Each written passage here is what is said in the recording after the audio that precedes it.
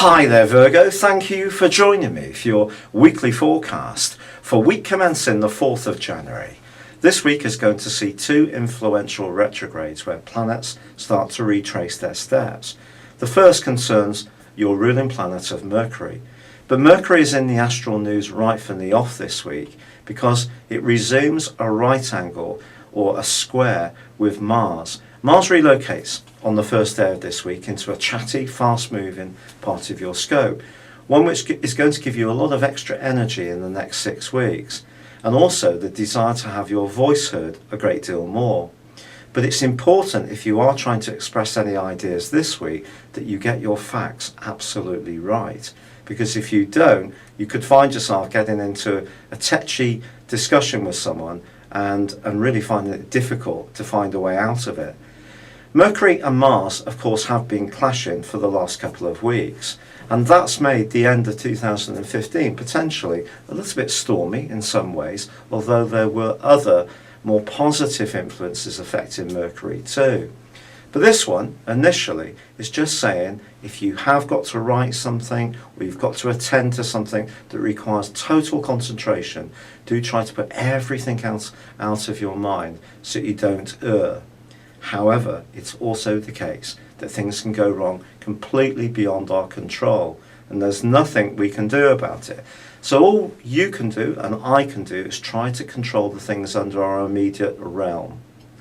By Tuesday, Mercury starts that retrograde, but also from the start of this week, Venus, which is in a very sensitive part of your horoscope to do with where you live, how you live there, or the more nurturing and gentle side of loving, is tangling with Neptune in your opposite sign. In a romantic situation, this could see something happen which you find a little bit baffling. Perhaps you're going to encounter someone's going to come into your orbit who in some ways holds a kind of aura or appeal, but you may never really get to the bottom of what this person is about. Equally, you need to be straightforward about your motives. Because with the Sun and Pluto in your sector of romance, creativity, fun and love, maybe there is a side of you that can be open to some kind of development around your love life. And with Pluto and also Uranus continuing to clash, there can be an attraction to someone who isn't necessarily a person you would normally be pulled to, and therefore this square between Venus and Neptune can just confuse things even more. So do proceed with caution. The second retrograde occurs on Friday, because then Jupiter in your sign, where he is of course in detriment, begins a 4-month backward journey.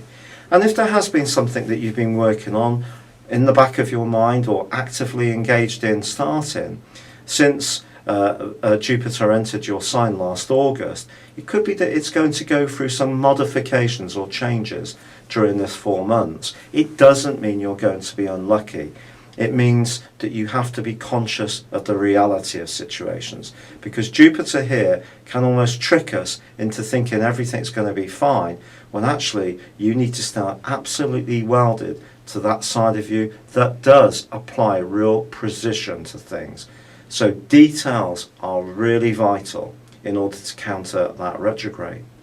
And then right at the end of this week, Mercury rewinds back into Capricorn on Saturday, and then on Sunday there is a new moon. Now this new moon can be really good for your love life. It can be good for romantic interactions in general. It can be good if you have kids. Their talents can come more to the fore as well. But this one squares up with Uranus, and so of course Pluto's in the mix as well, and this can create a lot of intensity. If you're in an existing relationship, anything to do with control or possessiveness, well, or jealousy, those emotions can be more to the fore. But if you're free of those things and you do want to launch something that you do feel excited about, well, this new moon can certainly help you, but you must be ready for the unexpected when it comes to how this impacts, or the things you're trying to do impact on those people you're close to over the following month. It's been a real pleasure being with you. Thank you for joining me. Good luck and goodbye for now.